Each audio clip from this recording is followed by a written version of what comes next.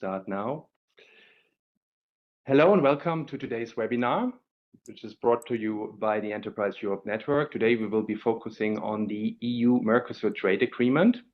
Before I dive deeper into the concrete details on content of today's webinar, I would like to share a few information with you about the Enterprise Europe Network. So what is the Enterprise Europe Network? In a nutshell, it is a huge service provider for European small and medium-sized enterprises. We help companies, in particular European companies, to innovate and to grow internationally. It's a quite huge network. We are quite big. We have 500 plus business support organizations, which are our official partners. And this includes, for example, business support organizations such as chambers of commerce, innovation agencies, or regional development agencies. We have 3,000 network advisors and sectoral experts working for the Enterprise Europe Network, and they are in touch with companies every single day.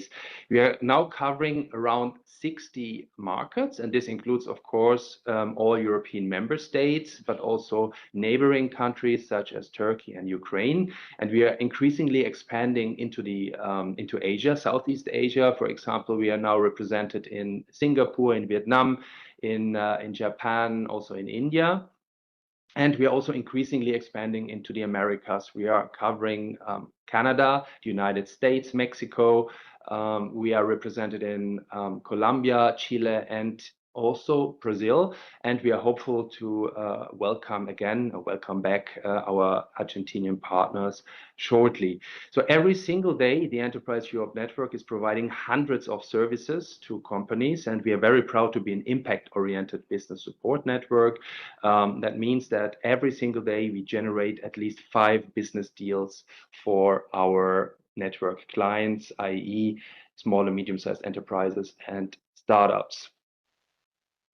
About our services, we provide services related to innovation. That means we help companies to engage in technology transfer or enhance their innovation management capacity. We help companies to adopt more sustainable business models. We provide a wealth of information on the EU single market, including existing rules and regulations. And a very popular service and a very widespread service within the Enterprise Europe Network is business partnering. That means that the Enterprise Europe Network is organizing business-to-business matchmaking events at major European fairs, or we are organizing dedicated trade missions within the European single market or beyond.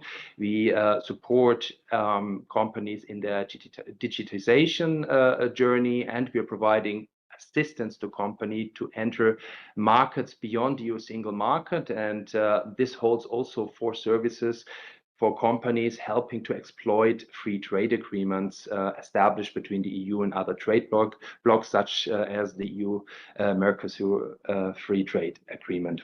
Last but not least, I would also like to mention that the Enterprise Europe Network helps companies to get investor ready, to access EU funding via major EU research programs, and to help startups to scale within the EU single market and beyond. If your business could benefit or would like to benefit from services of the Enterprise Europe Network, I'm super confident that we have an official contact point of the Enterprise Europe Network in your close neighborhood. On the top right-hand side, you see here the official web address, en.ec.europa.eu. Check it out, and you will find the contact details of our closest contact point in your area. And now about today's webinar. Today we will be speaking about the EU-Mercosur Trade Agreement and provide key insights for businesses looking to trade with Latin America. Shortly, I will be giving the floor to Jana and Chris. Both are working for the European Commission's DG Trade, which was heavily involved, if not at all negotiated this free trade agreement. So you will receive first-hand information about the free trade agreement as such. Jana will provide an overview, and Chris will give you insights on how to use or how to navigate the access to markets trade portal set up by the European Commission. We will also have two testimonials from two European business executives, which are about or have envisaged to trade with Latin America, with Argentina and Brazil in particular. And last but not least, Christos Christos will be speaking the closing words. Christos is working for the European Commission's DG GROW, which holds the policy coordination of the Enterprise Europe Network. If you have any questions, drop us a line in the chat section in WebEx. We will monitor this section, and at the end of the webinar, we will have the possibility to ask Jana or post those questions to Jana. But Jana, now the floor is yours, so I'll hand over to you with your presentation. Thank you very much, Thomas. It's a pleasure to be here. Indeed, this is a timely event because, as you all know, the EU-Mercosur agreement has started to be applicable, usable for the companies on both sides of the Atlantic as of 6 days ago, as of 1st May. So it's very useful to have this event now. I will start by giving you a bit of the context and the background. No, this we have a nice introductory photo here of the 17th of January, which for us in trade was kind of a culmination of the very long efforts to bring the agreement to a successful conclusion. It's a signature ceremony in Asuncion with our Commissioner Šefčovič and with the Argentinian Minister of Foreign Affairs, Pablo Quirno.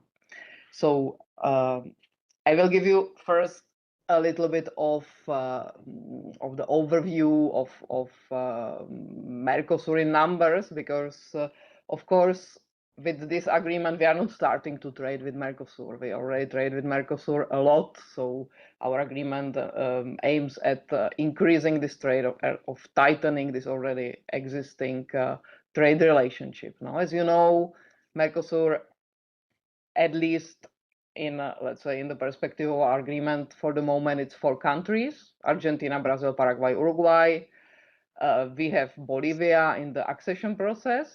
We have Venezuela, who is a member of Mercosur. The membership is suspended for the moment. However, as you all know, the situation in Venezuela is shifting slowly, so we will see in the future, no, what happens with Venezuela. So potentially, this is a dynamic agreement that can be expanded in the future. Already with the 4 countries, Mercosur is a huge market. No, it's a population of more than 270 million people. If you add the EU population, we will get to the market of more than 700 million consumers. So it's a huge market, which gives huge possibilities for let's say, increasing the trade relationship opportunities for the companies on both sides. Mercosur is the 5th biggest economy outside the European Union, with the annual GDP of 2.9 billion per year, so trillion per year. The EU export of goods was 53 billion in 2024. Imports from Mercosur 57 billion. So you see that we are in a slight deficit for the moment with Mercosur. On the contrary, in the services exports, we basically Mercosur is in deficit because we export 28.5 billion euro per year, and Mercosur exports 13.1 billion per year, no, in 2023. So basically here Mercosur is in a deficit. The EU is Mercosur's 2nd biggest trading partner. Mercosur is the EU's 9th biggest trading partner. So as I said, the trade relationship was already very strong nowadays, and the EU is the first investor in Mercosur. In 2023, it was 385 billion of investment stocks in Mercosur. Sometimes it's said that basically the trade agreement only give advantage to bigger companies, but in case of Mercosur, we already have more than 30,000 European SMEs who export to Mercosur. No? So we of course hope that the agreement will give them even more possibilities for the export. Next one, please.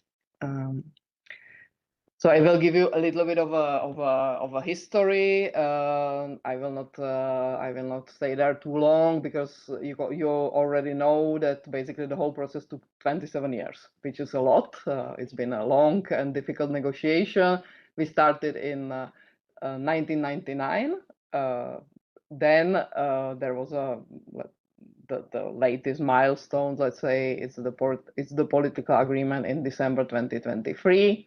As I said, the initial beautiful photo signature on the 17th January 2026 in Asunción, and only basically 4 months later, we are provisionally applying the agreement. It may seem quite a lot, but it's not, because usually this process between the signature and provisional application or application of the agreement takes even much longer time. So this was done by really a record time by both sides, because there was a lot of technical adaptation to be done, legal acts to be adopted, databases to be prepared. So all of this was done very quickly, so that the enterprises can benefit from the agreement as quick as or as fast as possible.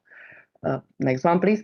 So a little bit of, let's say, the EU geo-economical perspective on the agreement. If you have a look at this slide, at this graph, it shows us the respective position of the EU and China in trading goods in Mercosur, approximately in the time of the negotiations. No, as I said, this, let's say, 20 in this case 24 years between the beginning and the conclusion of the negotiation. As you see, we started with China representing 4% of Mercosur good imports, so relatively small percentage in 2000. However, by 2024, they got to more than 27%. No? So they had a huge increase of goods imports.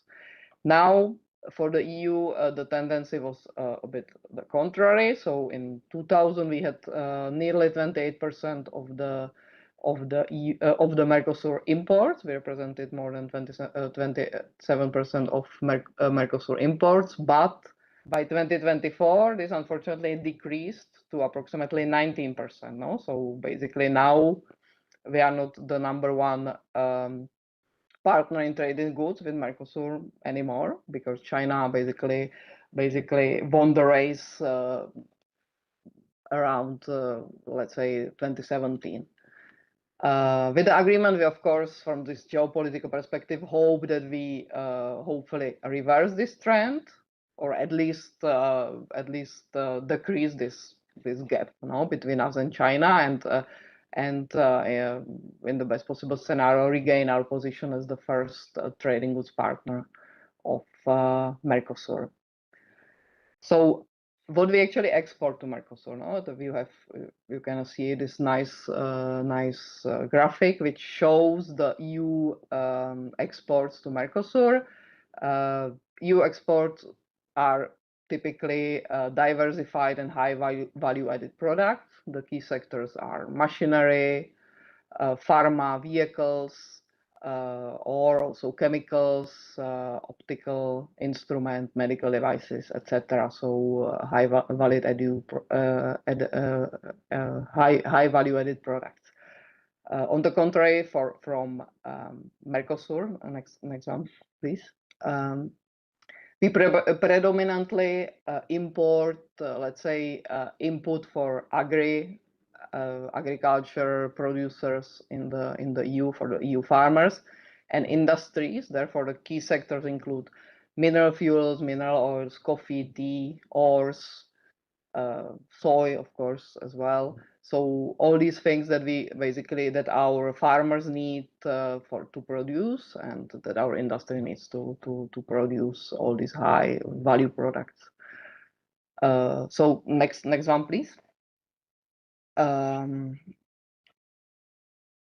will touch now upon the main benefits of the EU-Mercosur agreement, which basically already kicked in now this 6 days ago. So possibly, and I hope that some of the companies are already using the benefits of the agreement. But maybe we will hear about that from some of you already. We are already getting actually some news from the other side of the ocean now, from Argentina, Uruguay, about the first license is being granted, etc. So it will be also interesting for us to hear about the EU companies already using the agreement, even in these early days. So you probably heard, or you know from your own experience, that in Mercosur, basically the biggest concern or the biggest issue as to trade with Mercosur, were always the high tariffs, very high tariffs. Traditionally it's a very protected market. So let's say the most important benefit, or one of the most important benefits, consists in lowering tariffs on industrial goods. I put some examples on the slide, but of course there are thousands and thousands of tariff lines that are concerned. However, I have the example for the electric vehicles, hybrid vehicles, existing tariff 35. It goes to 25% as of 1st of May, and it will go to zero progressively over 18 years. For petrol and diesel cars, the tariff is halved to 17.5%, and progressively to zero over 15 years. Then machinery appliances, also high tariffs between 14% and 20%. They will be reduced between 1.3% and 1.7%, and over 10 years they go to zero. Similarly to pharma, also 14% now, minus 1.3 as of 1st of May, and over 10 years they will go to zero. Textiles, also very, very high tariffs, 35%, and the progressive reduction over 8 years. So that's for the lowered tariffs. Next one, please. This is an example of gradual tariff reduction. So this is basically how it looks like for a particular tariff line, particular product, optical fiber bundles and cables. So we see that the base rate was 14%. Now already the exporters can benefit from the lower rate, 12.7. As of 1st of January 27, it goes even lower, 11.4, etc., until 10 years. After 10 years, it will go to zero. So this is an example of the gradual tariff reduction for a particular product. Of course, the agreement is not only about tariffs, no, because there is increasing importance also of non-tariff barriers, the regulatory barriers, the issues in public procurement, access to government contracts, etc. So also these non-tariff barriers are basically tackled with by the agreement, or at least partially or completely solved by the agreement, depending on the case. First one, which I would like to mention, is basically the benefits for the small and medium-sized enterprises. There is a lot of provisions in the agreement which is basically increasing the possibility to get informed about the requirements, about the benefits of the deal, about the requirements of the Mercosur markets, and this can be accessed in particular by the access to market database. Chris will talk about it a little bit more later. Another important barrier which is also dealt with by the MERCOSUR agreement, with some exceptions, of course, is the access to government contracts. Argentina, Brazil, and Uruguay all opened their federal level, and Brazil also gave access to the state level of public procurement, and Paraguay will do so within three years. They have a transitional period there. We also have provisions on technical barriers to trade. This sounds a bit mysterious, but you probably know that these are mostly regulatory barriers, technical standards, conformity assessment procedures for industrial goods. So the agreement provides for the clear and flexible rules on labeling. There is also provisions on recognition of conformity assessment results for some characteristics of the goods, which are basically the safety aspects of electrical and electronic equipment. It can be simplified in a way that it's basically the aspects which are covered by the Supplies Declaration of Conformity in the EU. And another important thing, another important commitment in the TBT area is the commitment to align with international standards when the technical regulation, all these rules on products are being prepared. So this is also quite important for our exports. In relation to the agreement, there is a lot of discussion on there. There was a lot of discussion. Of course, this discussion continues is on agriculture. As you all know, this discussion has not always been positive, but we always kind of promote the positive aspects of the agreement, because the agreement will bring a lot of opportunities also for the EU agriculture sector. Again, lowering of tariffs on agriculture goods. Some of them will go to zero directly, for example, for the high-value sparkling wines, fruit and fruit preparations, some vegetable oils, also, for example, pet food. So these will go to zero, just the examples. And for other products, there is also this progressive reduction typically over 10 years to zero. For example, for biscuits, now the existing tariff is 18%. The immediate reduction as of 1st of May is minus 1.7 percentage point. For beer, it's 20%, and the tariff reduction is minus 1.9 now. So this also helps, and progressively this will go to zero. So agri products, a lot of benefits from the agreement. If we can go to the next slide, please. I'm talking about the market access for agri goods, for the food and drinks. So Mercosur also granted to the EU a quota. The most important, without any doubts, is for the dairy products, for the cheese, milk powders, infant formula, chocolates. We also have the quota for garlic and for prepared tomatoes. So this will also give a possibility of for some EU food and drink products to get to the Mercosur market under more beneficial conditions from the very start. So already basically now. Next one, please.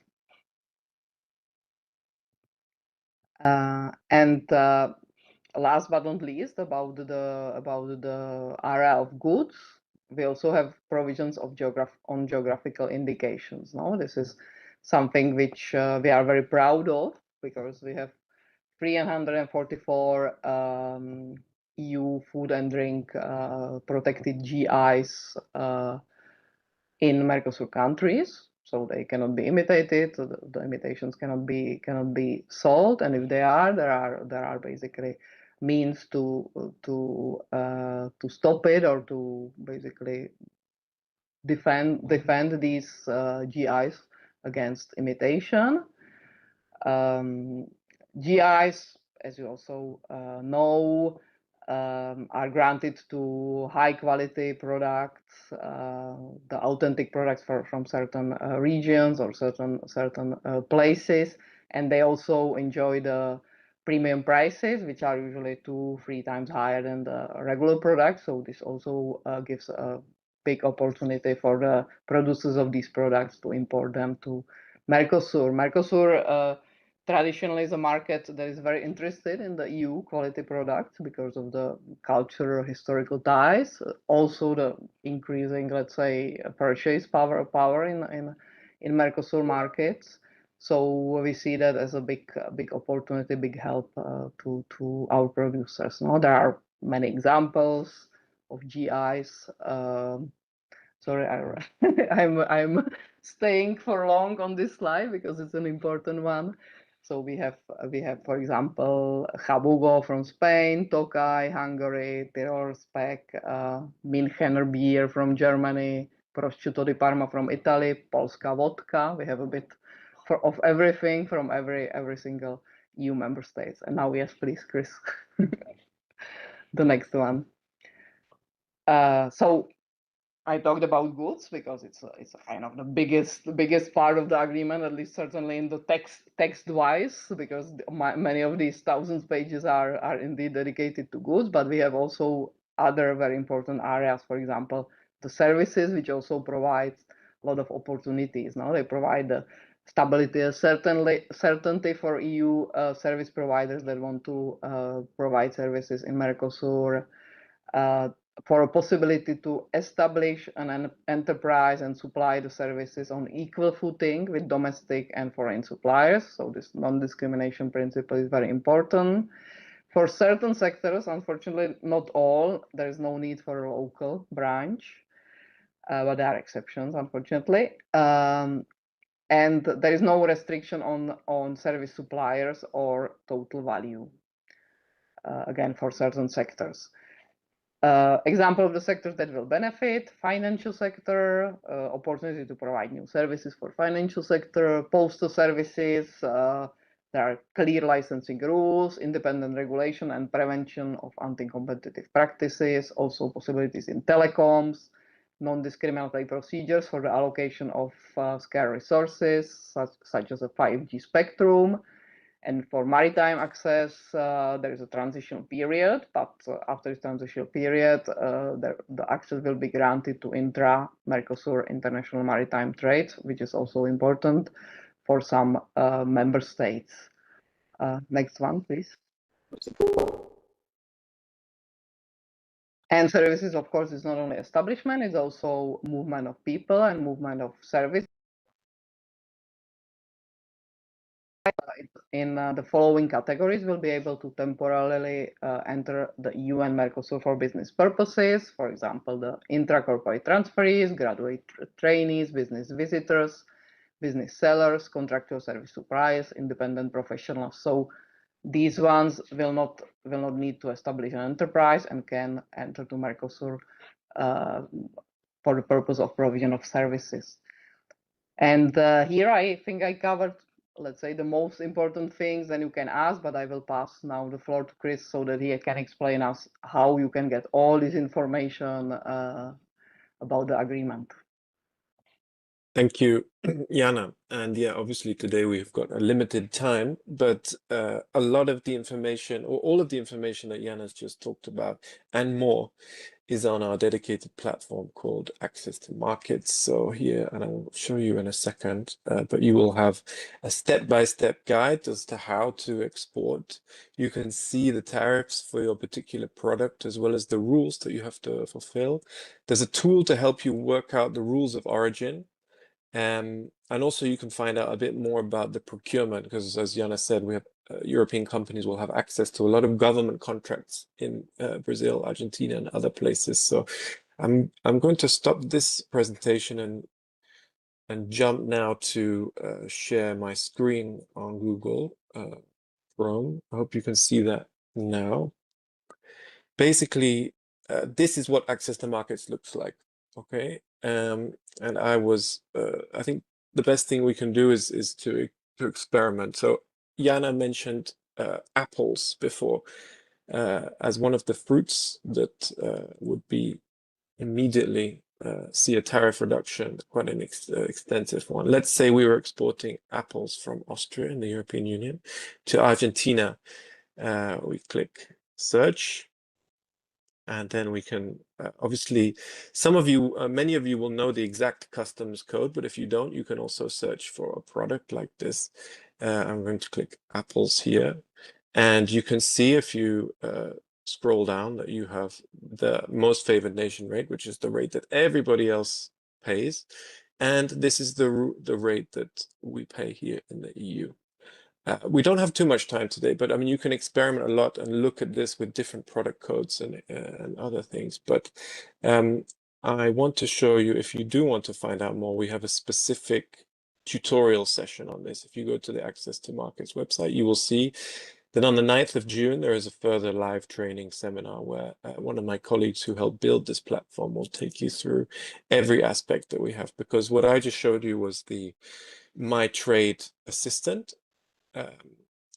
By the way, if you click on this apples thing, you have not only do you have the tariff information, but you have lots of information here to help you trade. Apples is quite a simple one because it's just a raw product. But if you were exporting a manufactured good, it would tell you and help you with a tool to work out how much of that good has to be made in Europe for it to qualify for the preferences as well. You also have more information about the agreement itself, so you can look at, in a more general sense, you can click on this new EU markets and go to, for example, MERCOSUR,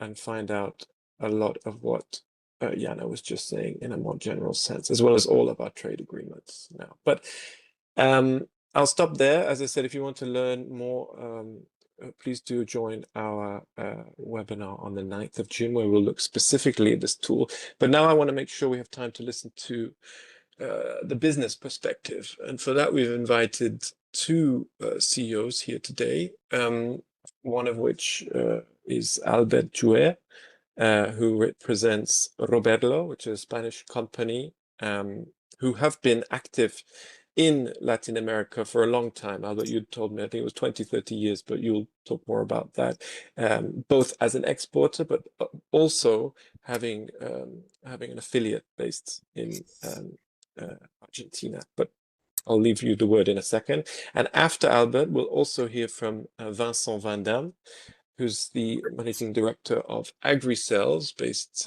here in Belgium, which is a totally different product, working in terms of natural organic fertilizers. So we have two different perspectives there, one who's been active for a long time and one just breaking into the Brazilian market to hear from now. So with that, I'll pass to you, Albert, to start with. 10 minutes now. Yeah, over to you. Good afternoon, Chris. Good afternoon, everyone. First of all, thank you to Enterprise Europe Network for the invitation. It's a pleasure to be here and share our experience. Basically, as Chris mentioned, I'm Albert. I'm currently the CEO of Roberlo. Roberlo is the founding company of Briolf Group. Briolf is our family business group. We are involved in the manufacturing and sales of coatings and adhesive. And Roberlo, more precisely, where I'm currently managing, we are manufacturing tariff finish and industrial coatings. We sell all over the world. And as Chris mentioned, we have been dealing with the region for more than 20 years now. We have, let's say, a dual business model there, because we have our own subsidiaries in Brazil and Argentina. Actually, in Brazil, we have a small manufacturing plant. And as well, we have several independent importers in the other two countries. Basically, as you can see, for us, Mercosur, and not just Mercosur, all Latin America has been a strategic region for us, where we are really committed being there presently with our own teams, our own extractors.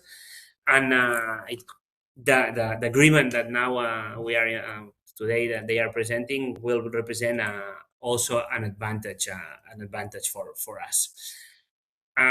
One of the key learnings we have had during all this time dealing with the region that I think it's important to share is that it's a region where there is a lot of opportunities. Sometimes with the European side, especially for SME companies, people can be a little bit reluctant to do business there because of all the difficulties that the region present. No? Even though Jana was showing us how many companies there in the region, in my experience, I've had several encounters with companies that are a little bit reluctant to enter to the region, because it's true there are some problems like political instability, currency fluctuations. All those problems are in the region, but at the same time, I think it's a region that usually people it's open for new opportunities, open for foreign companies, and especially for European companies. It's true that the price it's a variable, like everywhere in the world, and in some industries, especially in Brazil, price can be sensitive. But the region values a lot the quality, and especially European quality. We Europeans are seen there as usually as a good manufacturer, at least in our industry. So this is important to take into account. But at the same time, I would share that it's important to think in the long term. Now that's a topic that may apply to all the regions in the world, let's say. But I would say that in this region it's critical, because if you look to do a home run, short term, the good operation, this might not be the region. No? As we know, there is, I mentioned some problems in the region, or some difficulties, complexities. I'm sure you all know about Argentina, what has suffered the country in the last decade, or even 50 years. So you need to be there for a while. If you expect just to make profit very soon, I think it will be difficult. For example, ourselves, we have been in Argentina for over 20 years, and of course we've suffered many crises, in the country. And the easiest option would be just to shut down operations and just focus in other places. But it's true that if you are cautious and you know how to serve those times, then it pays off, and you can make a lot of profit and growth afterwards. Also, and I think it's a little bit related, I think it's a region that you need to take into account culture and relationships. Always in business, especially for SMEs, companies like us, it's important that the relationship. But in Latin America, I would say it's very critical.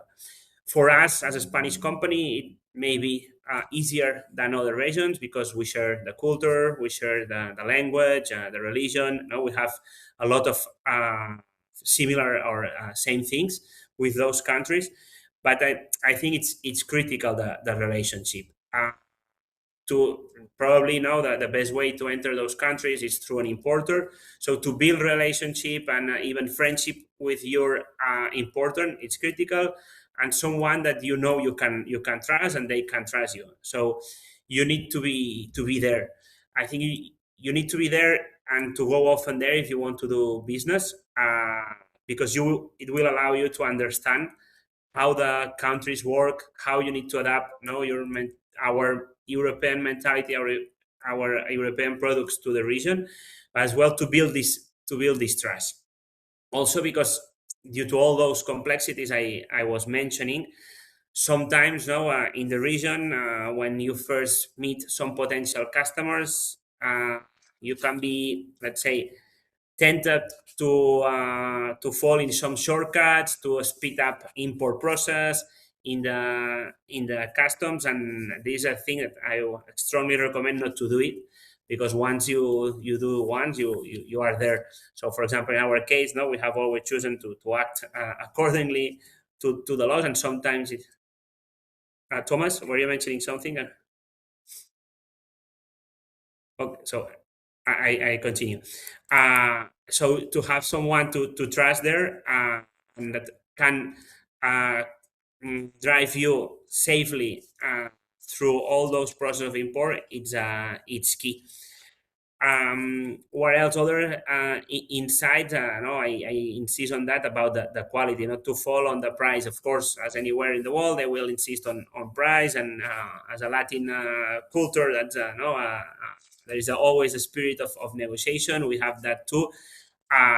But as I said, that the prices, at least in our industry, is not that different as in Europe, which is something that sometimes it's surprising, but it's very very positive. Then what about the agreement? I think it's a big opportunity for us. We're already there, though, so of course it will help us because it will allow us to improve profitability, to be more competitive in the market. But in general, for Europe to promote us to look more there. We saw the graph that Diana showed about how Chinese really play an important role now, and we Europeans, we have decreased our importance there. I think that this agreement should help this to revert, because we will be more competitive, but especially to look at this region. And it's not just Mercosur. I think it will be all Latin America, because Brazil, Argentina, those two countries, I believe they can be the door opener to the region, and then export to other countries like Peru or Chile, which are also interesting. And once you have your feet in Brazil or Argentina, it's easier to enter those other markets. And especially in Brazil, that up to now it was almost impossible importing in most of the sectors because all the protective measures that they have. Now this will start changing, and for the companies like us that we're already there, but as well for new companies, will be a huge advantage to enter new technology. So I really believe that this agreement can be very positive for all SME companies in Europe, the ones that we are already selling there, but as well for all the new companies entering the market. But again, in this region, I think it's important to be cautious, think in the long term, and enter there building a strong relationship. Then I don't know if there is a moment for questions. I will be happy to answer any questions the assistants have. Sure. Thanks a lot. Perfectly on time. I think what we'll do is we'll go straight to Vincent, and then we'll leave space for a good, hopefully have eight Good. minutes for questions at the end. So over to you, Vincent. Different story. Tell us about your company. And hello everyone, and thank you, Albert, for your insight. I can only agree that what you said. I know less than you the Mercosur and the South America, but exactly the same feeling that I had when I was in South America. That friendship and to relationship are very key for such business there in South America. From my side, thanks to be invited, and thanks Chris and the team to invite me. I have a short presentation to share with you, and I will do. I don't know if you can see my presentation now. Yes. Could you see it? yes, we see it. Yeah. Okay, thanks. Now that with AgriCell, we are in a different situation, and I will explain in a nutshell just after, because we have only some minutes about AgriCell. But I'm speaking about I would like to give you some insight, some experience from small and medium companies. That is, we are not a very big companies, but we starting business in South America some years ago, and would like to share with you some insight. But first, then two pieces. One, in a nutshell, I just mentioned about AgriCell to give you what we are doing, and second thing, some regulatory framework and market access experience there. Then about AgriCell, then what we are doing. We are a biotech company. A biotech meaning that we are developing biotech products, innovative, affordable, and what we call biostimulant and biocontrol solution. I will not go into the details, we have no time, but by biostimulant, I want to say that we have product, I would say bioproduct, helping the development and the yield of the crops. And on the biocontrol product, we are working on product against the pest, to protect, we can say, biopesticide. And then the purpose is to really reduce the chemical input.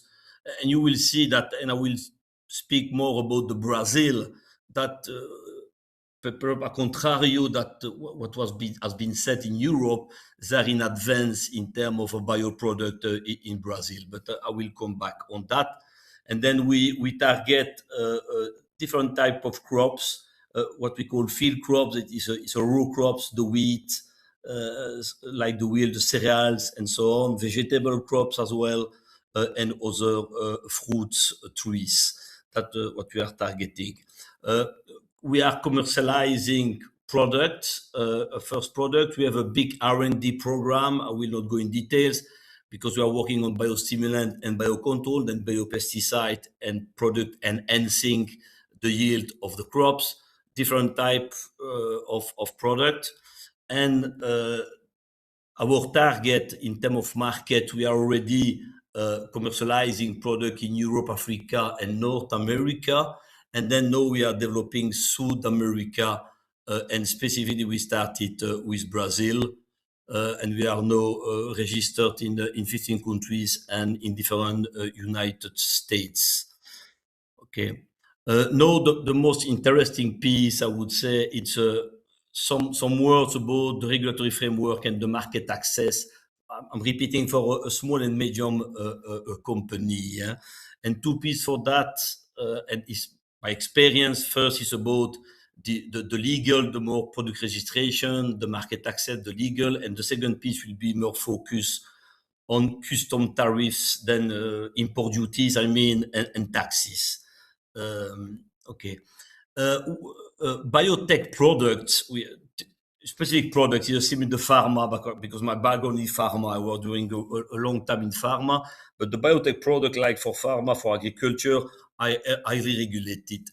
Then the consequence for such product is that the pathway to be registered, to be authorized to sell the product on a market is long and costly. And not only in South America, and specifically the Brazil, the example I took, the advantage, by the way, for the Brazil is that the registration speed is faster, by the way, than in Europe. That is a very big advantage. And as mentioned before by Jana, it's a very big country with agriculture. Then it's very good advantage to have a faster registration pathway. You can see that I mentioned 3 years for Brazil. It's in general, and 8 years in Europe for the biopesticide. And by the way, what I just mentioned before, in terms of, I would say, mindset, the bioproducts are already in Brazil very embedded in the farming practices and in the mindset of the users. That is something very important. What is more complicated in Brazil in terms of registration and commercial accountability is that in Brazil, as a European company, we cannot register and commercialize our product by our own. Such situation is possible in the US. You can be based in Europe and register your product in the US, but in Brazil, it's not possible. And then that is a big constraint, and we have different options, in order to be authorized to register the product and to commercialize our product. Then we need, for some big company, it's probably easier, but as a SME, a small and medium company as we are, we can establish a local agricultural affiliate, but it's quite complex today and costly pathway for an SME. The advantage in this case that, and again, we are in a regulated product, we have the full control and we are the license holder. Another challenge, regarding, and I would be happy to discuss with Albert, it's when you create, your own affiliate, your subsidiary in country like Brazil. Currently, it's not so easy to evaluate the taxes and what about the benefits and to send back the benefits to Europe. one of the points I mentioned, one of the question mark, any change with Mercosur agreement, I don't know. Another possibility to register and commercialize our product is out licensing, meaning that we need to find a partner, a local partner in Brazil. But in this case, our market license are not longer in our hands, and we are creating dependency with the partner, and despite commercial contract could be some issue if the partnership is not working. Another possibility in Brazil, because the government know this situation for regulated product, is to have an hosting company.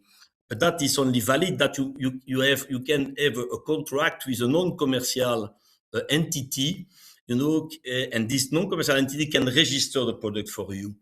But that is only valid for registration, not for commercialization. Then you can see that in terms of market registration, market access, registration, and legal, we have today some constraints for agri-sales.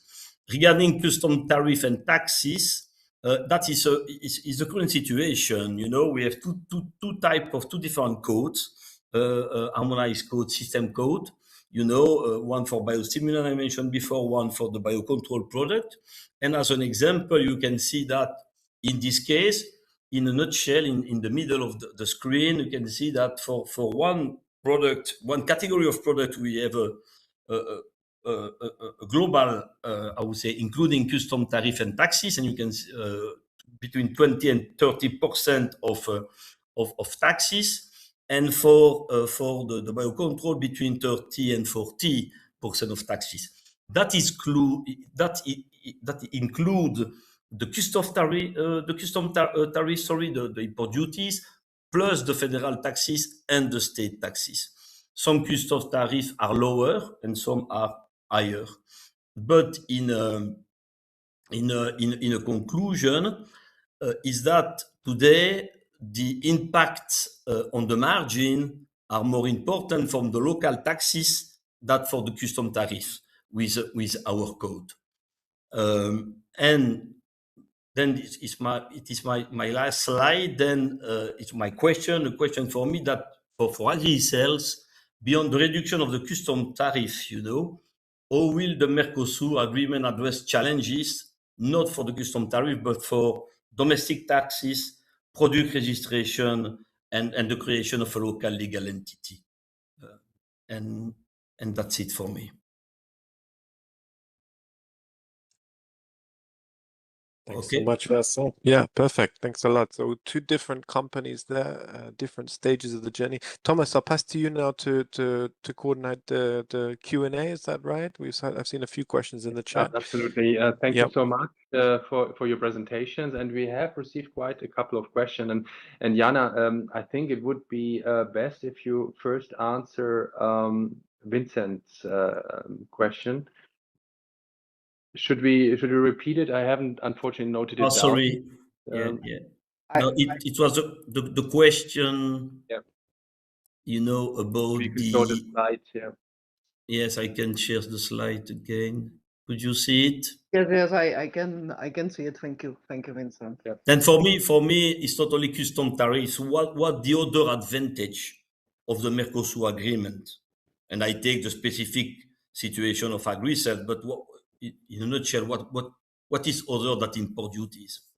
Yeah, exactly. I think the benefits indeed depend on the sector, no? Because some sectors, of course, also face, let's say, additional challenges or hurdles, especially if your product is subject to registration. So actually, I would come a little bit back to what Albert said and what you already said, that you also share, no? The Mercosur market and the Brazilian market in particular is a complex one, no? They have very complex tax rules, the rules of registration of companies. I'm not an expert, but I understand also are not the easiest.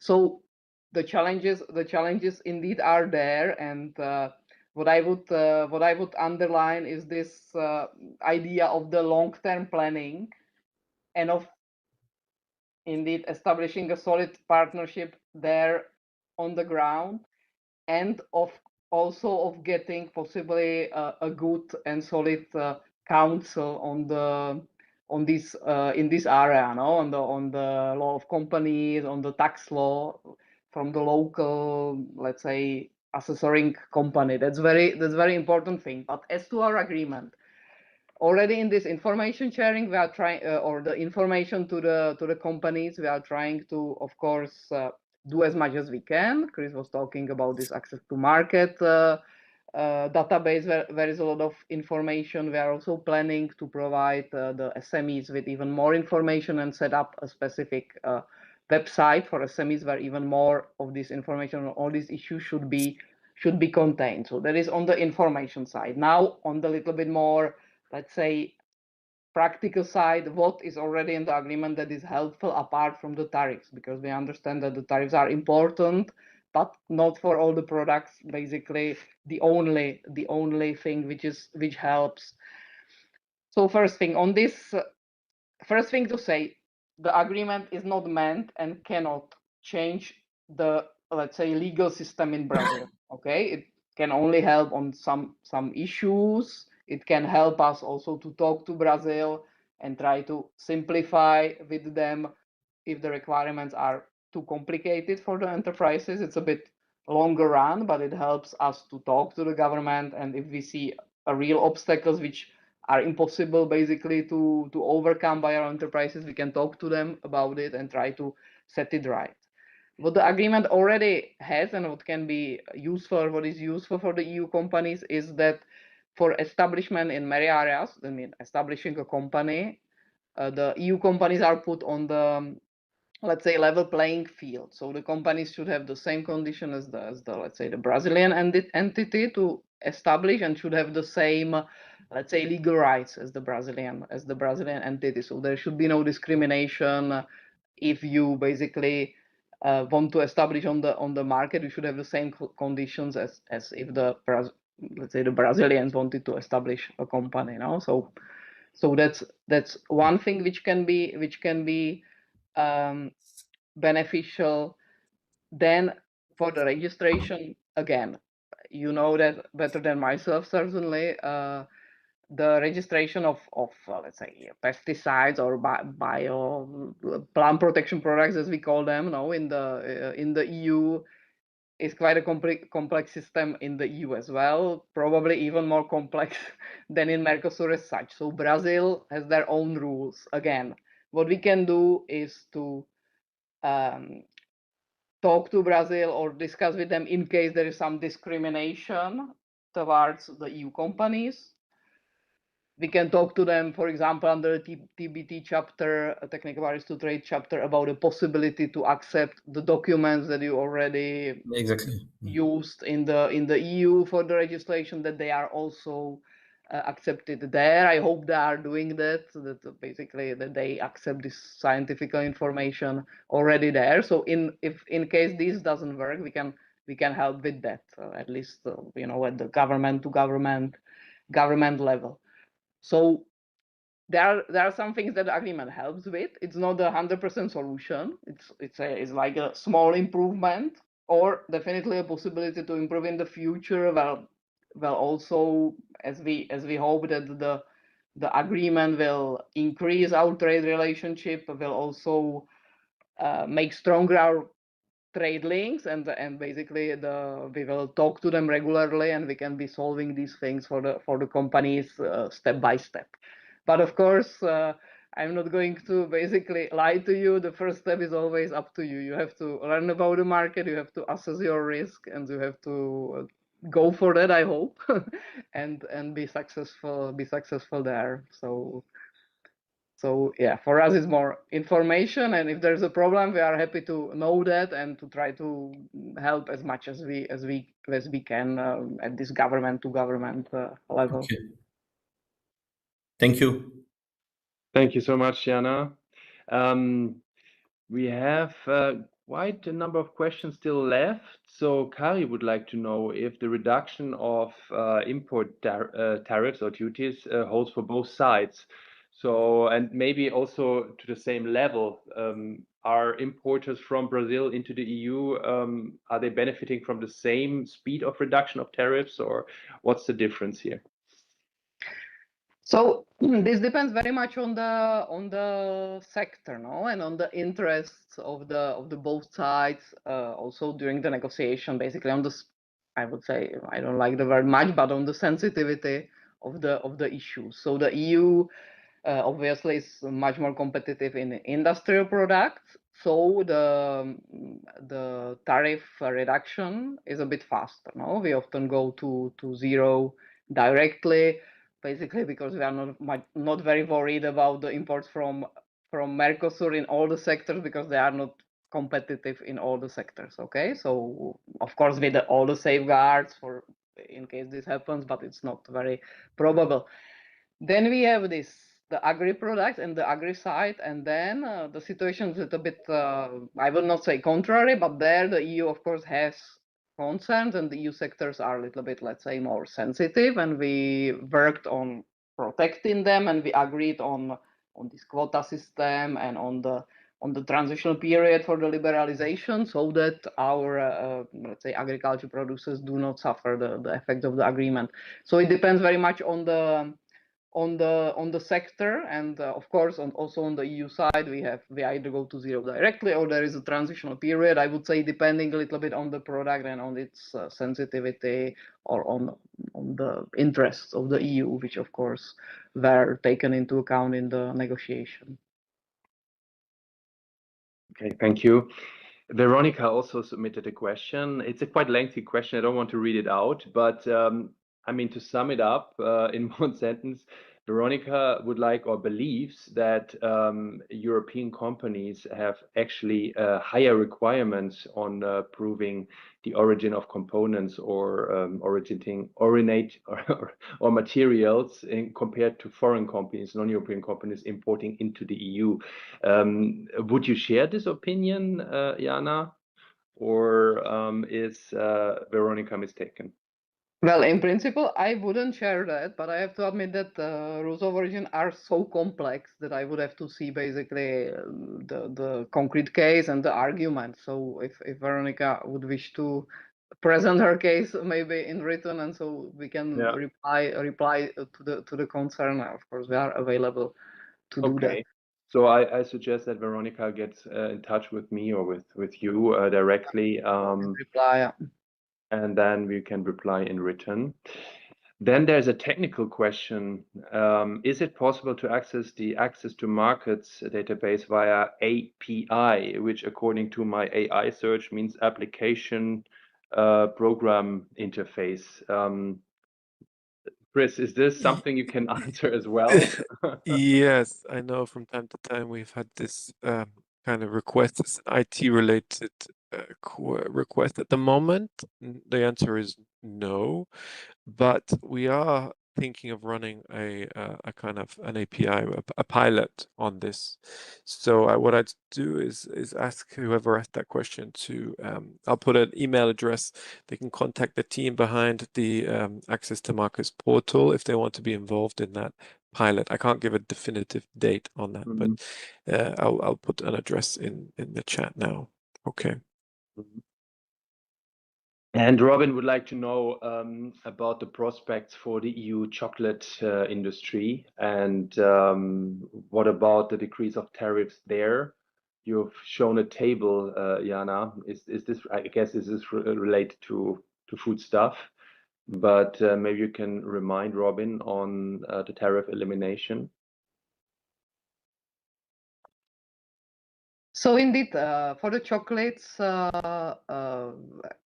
the Mercosur has granted the quota over 10,000 tons, so that's already the advantage. Now, I'm not 100% sure if this quota is zero, because sometimes you have the in quota tariff. Okay, so I would have to check that, but I would assume it's zero. And then for the chocolates in general, irrespective of the quota, the tariff goes down progressively as well. Okay, so if I'm not mistaken, again, usually for this kind of product, it's over 10 years, but there is, to start with, there is this quota of 10,000 tons. Again, I can be more precise maybe in in written, and more importantly, maybe so that we don't have to reply to too many questions. If you go to access to market database, you can check it directly for your concrete product, how basically the tariff elimination is already now, because we are already applying the agreement. But if you cannot find it, I also am available to have a look myself. But it should be easy to find. But the quota of 10,000 tons is there in any case already now, managed by Mercosur. So we would have to ask Mercosur for basically for the use of the quota. And Matteo asks for your reflections on the food forest-based products and what are the prospects there. Maybe you can say a few words, Jana. Well, Matteo, that is again a very, very concrete question.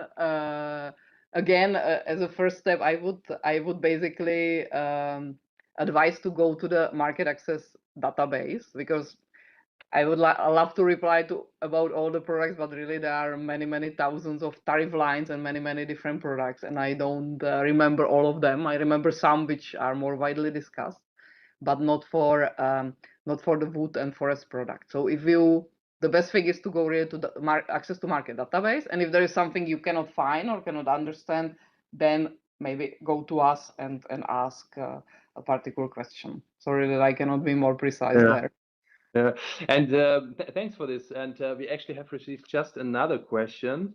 And the question is, with the increase in trade flows, do you anticipate stricter MRL controls and a stronger role for mechanisms such as the rapid alert system for food and feed? Well, MRL, first of all, are you, familiar with this? I am familiar. It's the maximum residue limits, which basically apply for substances which are either restricted or forbidden in the European Union. Usually, it's connected to food products. Of course, the agreement doesn't change anything about this. So all the products which come from Mercosur, which already are coming now from Mercosur, even before the 1st of May, of course, as I said, we have a long-term relationship, and which will continue coming, they have to comply with our legislation on food safety, on these SPS rules, sanitary and phytosanitary protection rules, as we say that. So this is not changed by the agreement. This stays the same for all the products. We will negotiate on this. It's basically a taboo. Everything has to be safe. Everything has to be basically corresponding to the EU applicable rules. As to the increase of the checks, indeed there is quite a lot what has been happening there. There was some changes as of the beginning of this year on the let's say reinforcing the controls, SPS controls. Basically, these checks were increased by 50%. As for the audits which are done in the non-EU countries, so there are audits which basically audit the establishments that produce food in Mercosur countries, and these audits were increased by 50%. So there is 50% more of EU vets and auditors and experts, inspectors going to Mercosur, checking the establishments which are authorized to export, so that everything is okay and the product complies with the EU rules. Then there was a 33% increase of the physical checks on the border, on the EU border. So also these physical checks of the goods that arrive to the EU, they are also increased, quite a lot.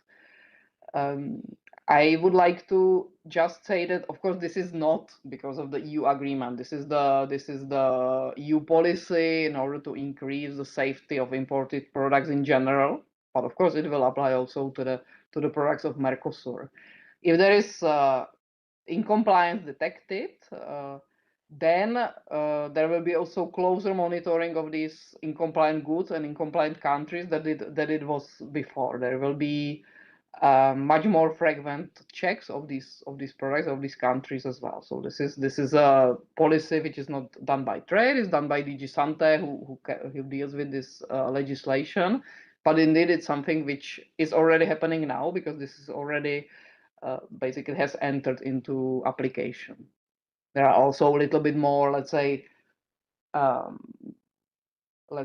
general measures. There are task force recently established in January, which will be looking into that, helping member states, because member states are performing the checks and the custom controls, helping member states basically to reinforce the controls, to do them properly, etc., etc. So there is a lot of work that has been done by DG Sante and member states, of course, in this area.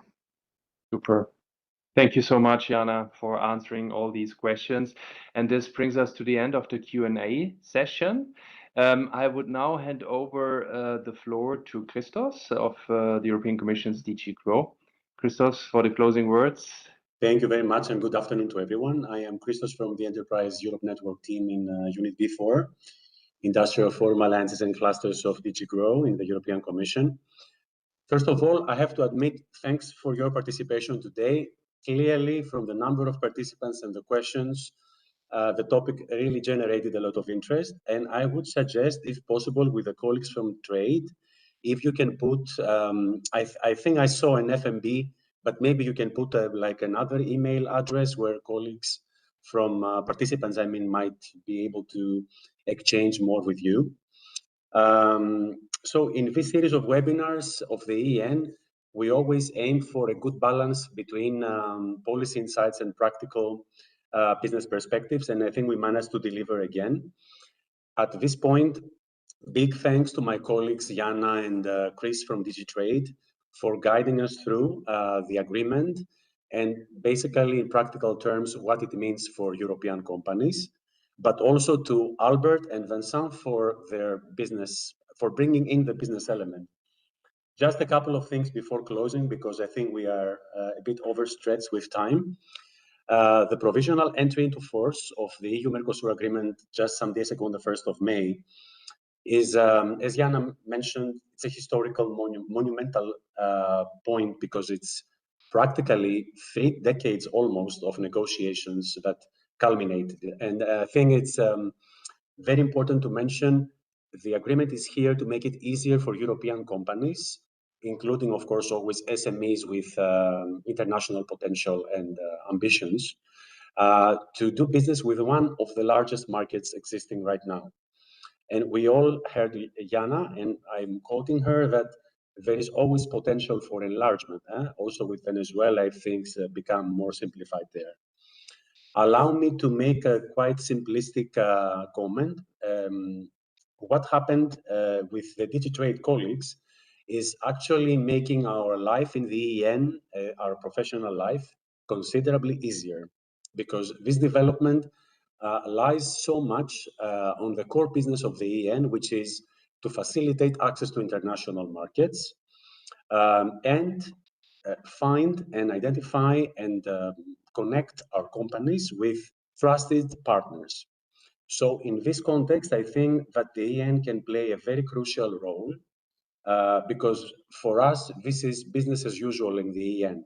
What the EN does is practically translating policy developments and initiatives into tangible results for companies, while at the same time, we can provide the Commission with very important feedback directly from the ground, from the companies themselves. So I think, and colleagues from Trade keep us in mind, I think that the network can provide very, very important, can play a crucial role in the implementation process of the agreement. I think it's a strategic, move with lots of symbolism, but also with practical implications for companies.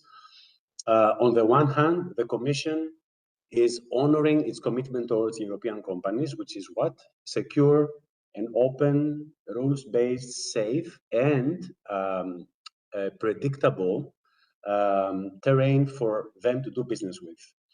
And on the other hand, we have the practical side, which is the agreement brings in. We also had this example that Chris demonstrated with the access to market database. It brings specific, very important benefits to automotive, machinery, chemicals, the agri-food sector, name it. Let me conclude with a simple message that in this context of uncertainty, destabilization, fragmentation, rising protectionism, I think that what European companies really are in need of is reliable partners. And this is what the agreement is bringing forward in this particular case. And it's a tool for them.